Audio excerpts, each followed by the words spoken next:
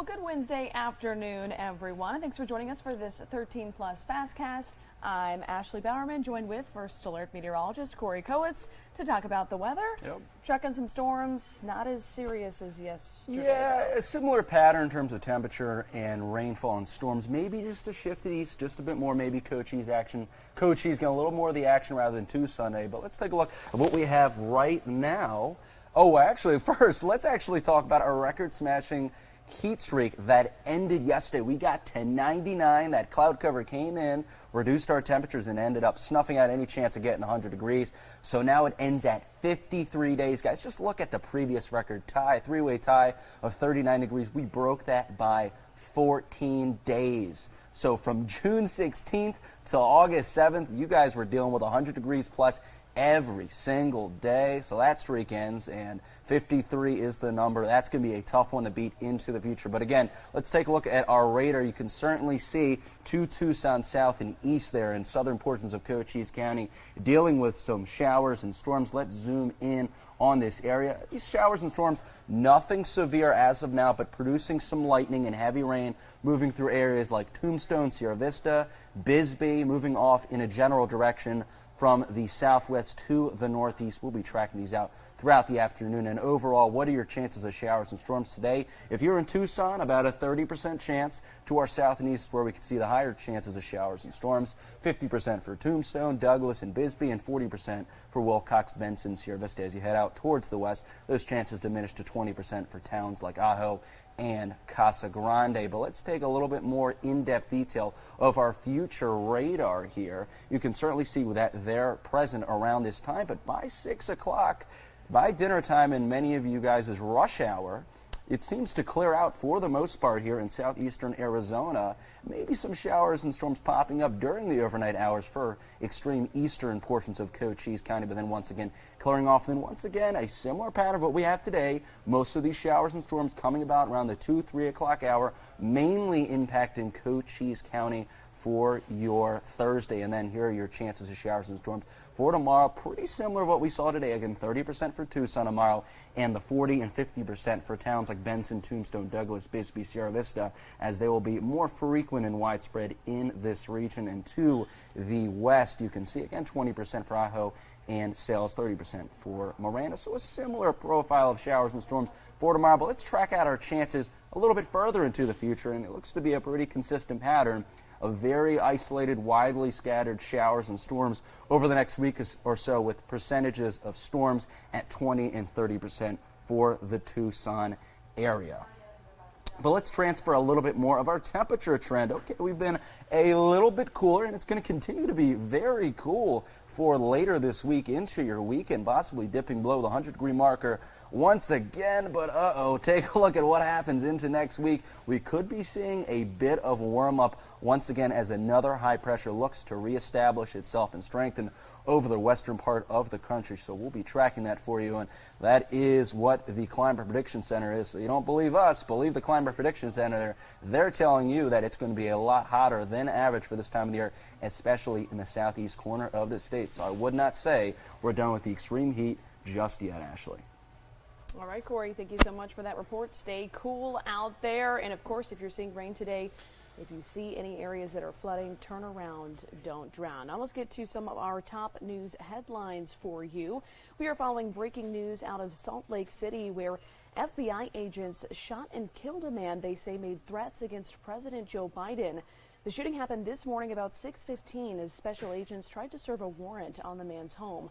Court documents show the man made posts online talking about a presidential assassination and also made threats against Attorney General Merrick Garland and New York's Attorney General Letitia James.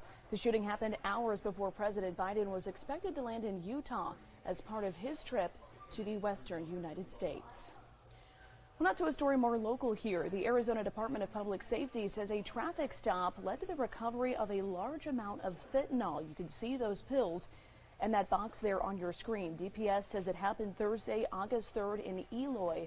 When the troopers searched that truck, 51 pounds of suspected fentanyl pills were found hidden inside. 27-year-old Alonzo Martinez Zepeda was arrested and booked into the Pinal County Jail on charges including possession and transportation of a narcotic drug for sale. Investigators believe the pills were being transported from Nogales to the Phoenix area. Those pills have an estimated street value of $694,000. Well, now to some devastating images you see here out of Maui today as a deadly wildfire rages on there, already decimating entire communities. These flames are being fueled by the winds from Hurricane Dora, which is passing south of the state. Sustained winds are about 55 miles per hour with gusts of more than 70 miles per hour. So far, at least 6 people are dead and dozens are injured. The fire has forced thousands of people to evacuate. You can see some people there even taking video from the water. It looks as though some people may have even evacuated from their homes and sought shelter on the water. Residents are now having trouble finding out if their loved ones are safe. It's just so hard. I am currently up country, and just knowing that I can't get a hold of any of my family members. I still don't know where my little brother is. I don't know where my stepdad is. Everyone I know in Lahaina, their homes have been burned down. Luckily, some of my family made it up country tonight with like my cousin Dustin, who was sitting up here, but they lost everything. The house is gone, and just please pray for Lahaina.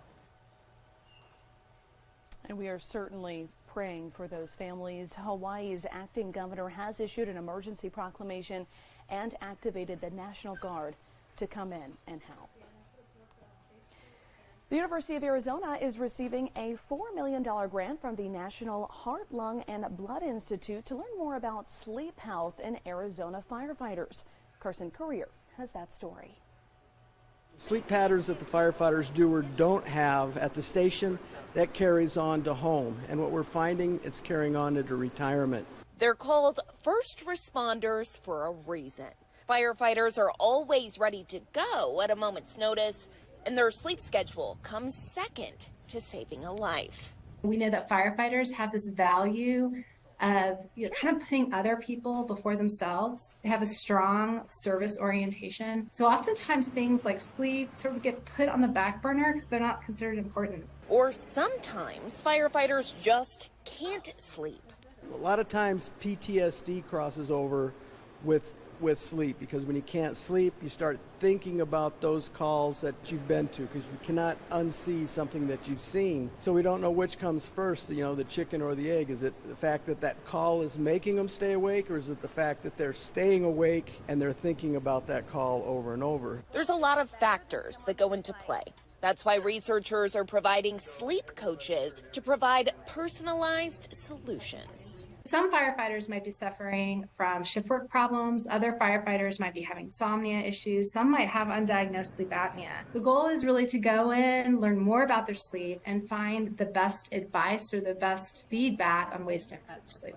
According to the American Heart Association, poor sleep can cause major cardiovascular disease, obesity, high blood pressure, and diabetes. The goal? Trying to keep the firefighters safe, strong, alive, and on the trucks. Well, sleep ties into each of those. It ties into the mental health side of it, because sadly more firefighters will take their own lives than will die battling fires. Cardiac is certainly tied to sleep, and then the cancer side of it. And we know that sleep and high blood pressure are highly linked. So one of our goals is if we can help improve sleep, then maybe that can potentially improve blood pressure and over time promote heart health. All right, into our final story this afternoon. Take a look at this image on your screen here. Pretty shocking, and hopefully you're having a better day than this Learn to Drive employee that crashed through a front window of a Colorado driving school. We're told no one was hurt, but we're also told that that driver no longer works there. Well, we end here with a beautiful shot outside. We hope you have a wonderful rest of your day. Stay safe out there. Drink plenty of water. And thank you again for joining us for this 13 Plus FastCast.